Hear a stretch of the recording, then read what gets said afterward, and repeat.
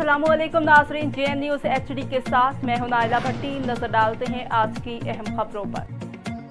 तिहाड़ी district news reporter doctor Wajid Hussain चन्नड़ की report के मुताबिक दरिया सतलुज में सैलाबी पानी की आमद में मुसलसल इजाफे से हेड इस्लाम पर पानी का बहाव 64,000 क्यूसेक से ज़्यादा हो गया है। दरिया सतलुज में निचले दर्जे के सैलाब से नशीब इलाके ज़रियाब आ गए हैं। सड़कें सैलाबी पानी में डूब चुकी हैं, जिसके नतीजे में ज़मीनी राब्ते भी मुनक़ता हो चुके हैं। मोतसाहू का जलमेरा का नौजवान बशारत सैलाबी पानी के बेरहम मौजों की नज़र हो गया। रेस्क्यू टीम ने 24 घंटे कुछ घंटों से ज़ायद वक्त ऑपरेशन करके नौजवान की नाश बरामद की। डूबने से एक रोज़ कबल ही नौजवान बशारत दरिया के किनारे खड़े होकर अपनी ज़िंदगी की आखिरी टिकटॉक बनाकर वायरल किए थे। सैलाब ज़दा बस्तियों की रिहाइशों को शदीद मुश्किलात का सामना करना पड़ रहा है।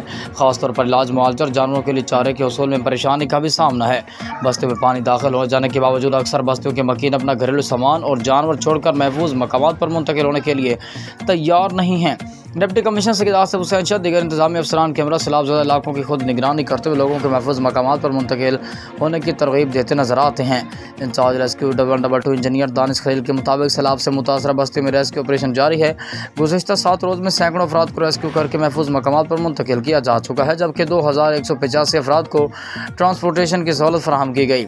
491 मवेशी भी महफूज मकामात पर मुंतकिल किए गए। मौज़ा जलमेरा, मौज़ा साहूका हेड इस्लाम, मौज़ा लखा सलदेरा, मौज़ा महराबाद, मेलसी साइफन, फरुखाबाद, मरगाकिस से रेस्क्यू ऑपरेशन जारी है और रेस्क्यू टीमें इर्द गिर्द की नशेबी बस्तियों से लोगों को महफूज मकामात पर मुंतकिल करने में मसरूफ़ हैं।